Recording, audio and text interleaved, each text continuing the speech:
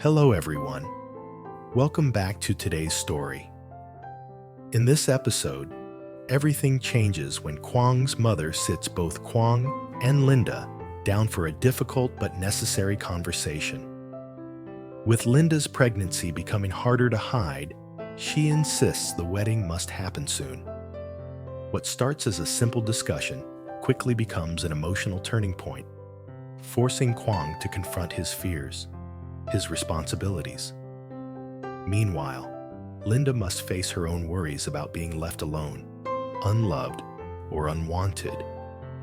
Stay until the end, because today's story reveals not only the truth about their feelings, but the moment they finally decide to stand together. And don't forget to subscribe to help us reach 10,000 subscribers. Your support means the world to us. Quang's mother sat on the wooden bench, like a judge who had already made her decision. There was no tea on the table, no fruit arranged for guests, no attempt at small talk. She had called both Quang and Linda to sit down opposite her, and now she looked at them with a seriousness that made the air feel heavier. "All right," she said, folding her hands. "We're not going to talk about vegetables or neighbors today. We're going to talk about your wedding, and we're going to talk about it clearly." Linda's heart jumped. Her fingers closed around the hem of her shirt, knuckles turning white. Quang glanced at her, then quickly looked away. His mother didn't waste time. "Linda is pregnant," she continued. "Her belly will grow. People will see. So the wedding cannot be something we'll think about later anymore. It has to happen soon, before the baby shows." The words pregnant and belly felt like they echoed off the walls. Linda stared down at the floor, her cheeks burning. Even though she knew this day would come, hearing it said out loud, so directly, made her feel exposed in a way she wasn't ready for. Quang cleared his throat. "Mom, can't we at least discuss the timing first? I just quit my job. Everything is messy right now, and..." His mother cut him off with a raised hand. "You've been discussing in your head for months. I'm not here for more delays. I'm here because Linda is carrying my grandchild, and because time is moving, whether you're ready or not." She shifted, leaning forward, eyes softer but still firm. "I'm not angry. I'm not ashamed of either of you. A child is not something to be ashamed of. But how people treat that child, and the mother, depends on what you do now." Her gaze moved to Linda, and her voice gentled. "You, child, are the one I worry about. You're the one living alone. You're the one whose body is changing. You're the one who will walk past neighbors and relatives with their sharp tongues. I won't sit quietly and watch you face that without a proper title, without a husband standing beside you." Linda swallowed, her voice barely a whisper. "Auntie, I understand. I'm just scared that everything is happening too fast. I don't want Quang to feel like he's being forced into this because of me, because of the baby." Quang's mother shook her head firmly. "This isn't you forcing him.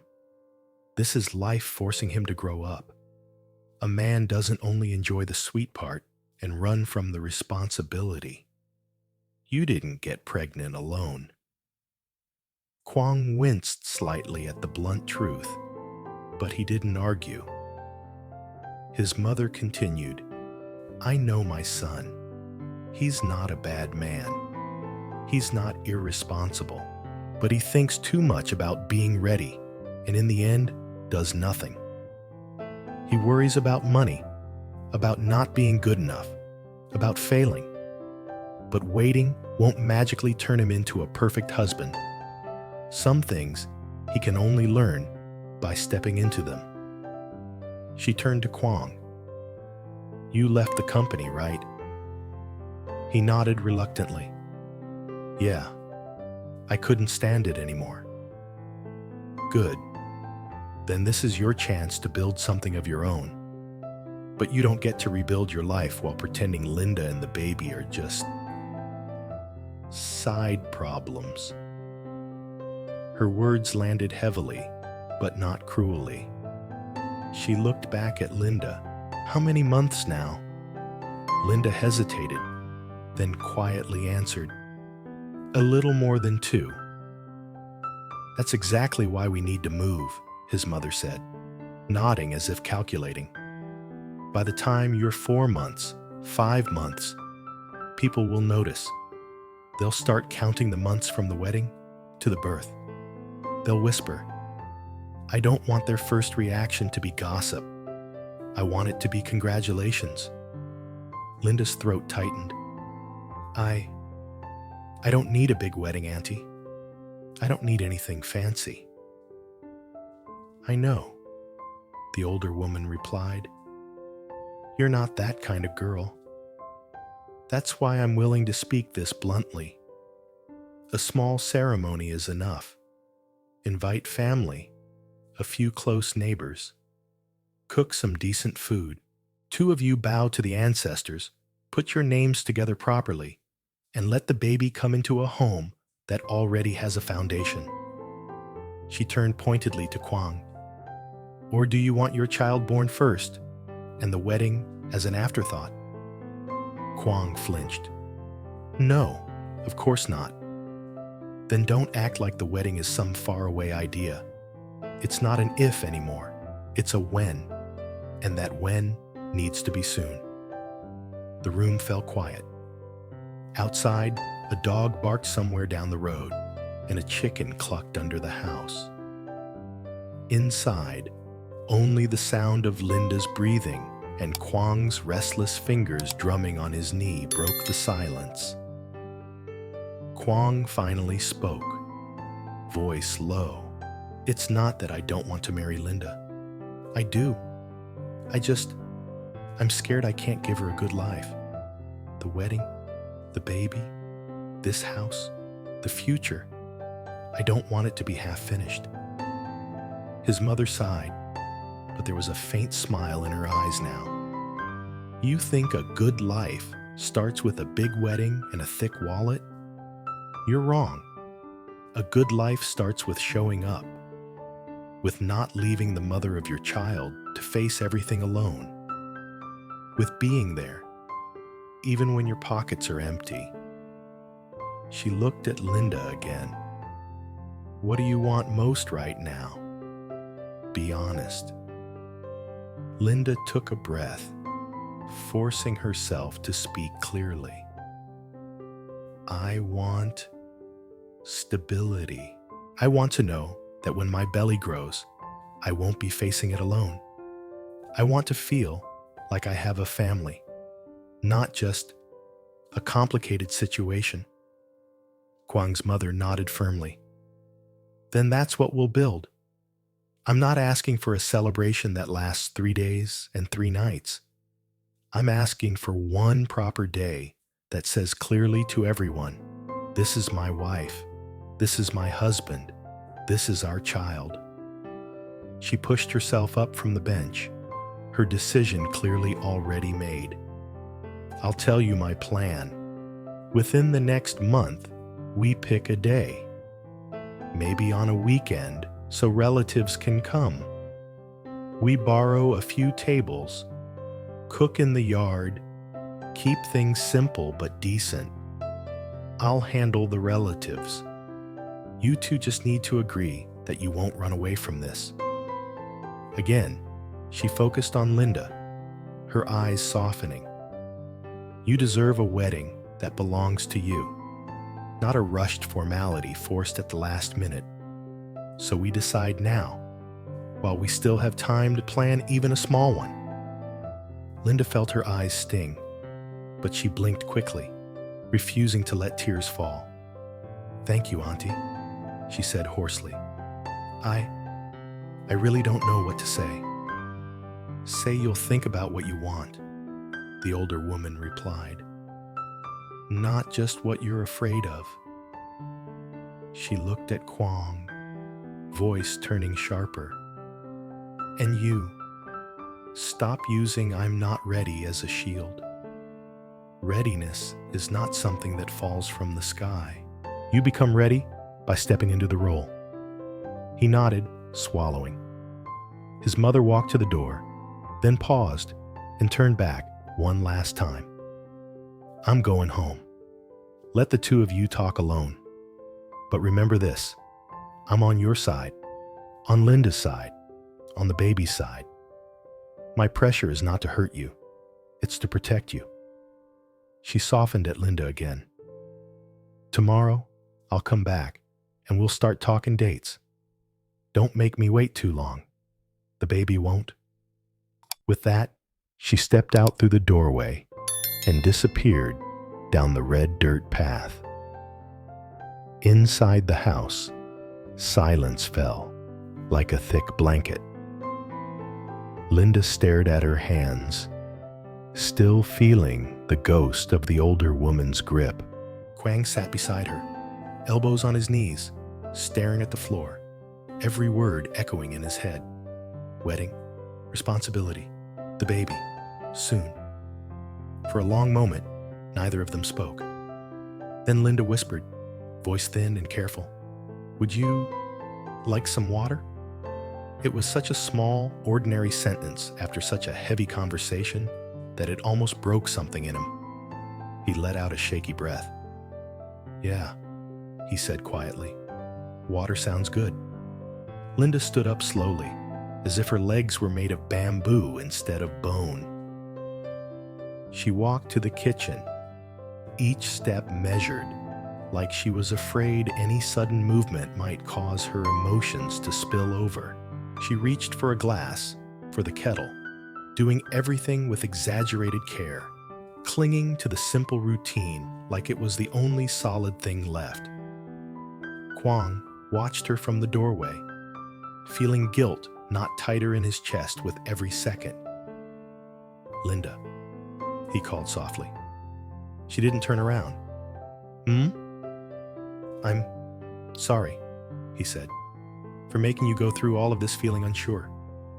She paused mid-pour, the water almost overflowing. She set the kettle down, closed her eyes for a moment, then took a breath and turned to face him, glass in hand. "I'm not angry at you," she said quietly. "I'm just tired of thinking too much, of being scared and not knowing where we're going." He stepped closer, but not too close. "When I quit my job, I told myself it was for the future, to build something better. But I didn't admit something important to myself." "What?" "That a big part of why I quit," he said slowly, "was because I couldn't breathe. The company, the pressure, the feeling of failing. And on top of that, the thought of becoming a father. I felt like I was drowning. So I cut one rope, the job. But I never really faced the other rope. This family, this baby, you." Linda stared at him, her chest tightening. "Did you regret it when I told you I was pregnant?" He shook his head immediately. "No, I was shocked, scared, but I didn't regret it. I just didn't know how to be that person, a father, a husband, without messing everything up." She held out the glass of water to him. Their fingers brushed, just for a second, but the contact sent a little jolt up both their arms. "You don't have to be perfect," she said, looking straight at him now. "I'm not asking for that. I just need to know you're not going to disappear when things get hard." He swallowed. "I won't disappear. Not anymore." They moved back to the main room and sat down again. But this time, the distance between them was a little smaller. The silence wasn't empty now. It was full of words they were trying to find. "Can I ask you something?" Linda said after a while. anything. If your mom didn't push us like this, would you still have wanted to marry me? Or would you have waited and waited and then hoped the problem solved itself somehow? He flinched at how accurately she described his usual behavior. For once, he didn't try to defend himself. I think, he said slowly, I would still have wanted to marry you, but I probably would have kept postponing it in my head, telling myself, when I earn more money, when the farm is ready, when I feel less scared. And by then, I might have already hurt you without meaning to. Linda gave a small, sad smile. At least you're honest. I'll be more honest, he added. I'm still scared. I'm still broke. I still don't know if I'll be a good husband or a good father. But I know one thing clearly now. I don't want you to walk through this pregnancy as if you're doing something wrong. You're not.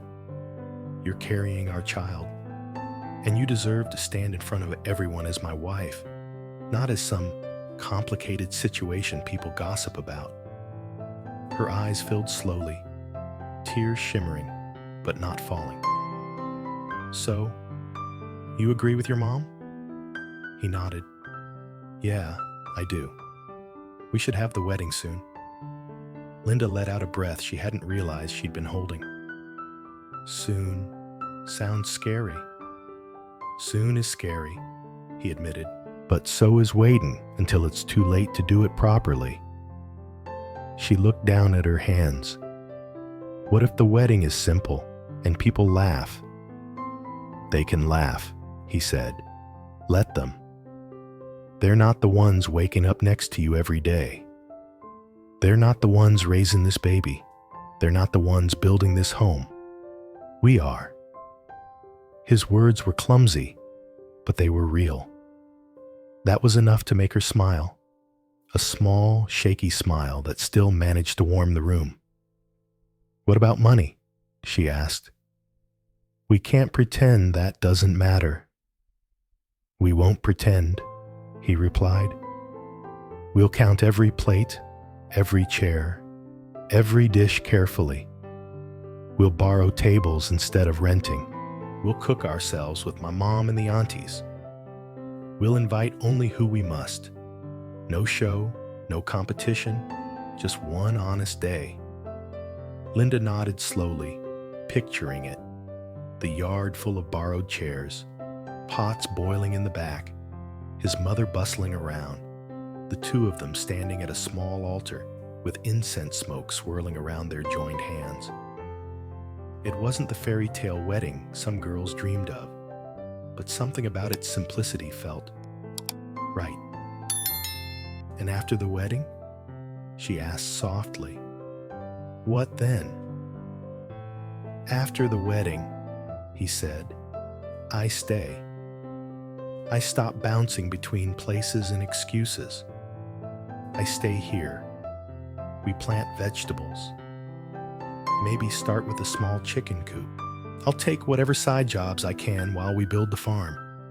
It won't be easy, but it will be ours. She tilted her head. Ours. The words settled between them, heavier than gold. He reached out, hesitated for a moment, then gently took her hand. This time, he didn't just brush past it. He held it, fingers wrapping around hers as if anchoring himself. Linda, he said quietly, do you want to marry me? With everything exactly as it is. Messy, unfinished, scary, but honest. She looked at their joined hands, at his rough fingers trembling slightly, and then back up at his nervous eyes. Yes, she said. I do. Emotion flickered across his face. Relief, fear, happiness, all tangled together. Okay, he breathed out. Then we'll do it. Soon. Before your belly tells everyone our secret for us. Linda laughed softly through the tightness in her chest. This belly isn't very good at keeping secrets, I think." He laughed too, the sound finally breaking some of the heavy tension. Linda squeezed his hand. "When your mom comes back tomorrow," she said, "we'll tell her we agree. We'll pick a date." Quang nodded. "We will. And this time," she added gently, "you won't let fear answer for you." He smiled faintly. "No. This time, I'll answer myself." They looked at each other for a long moment, and for the first time that day, neither of them looked away.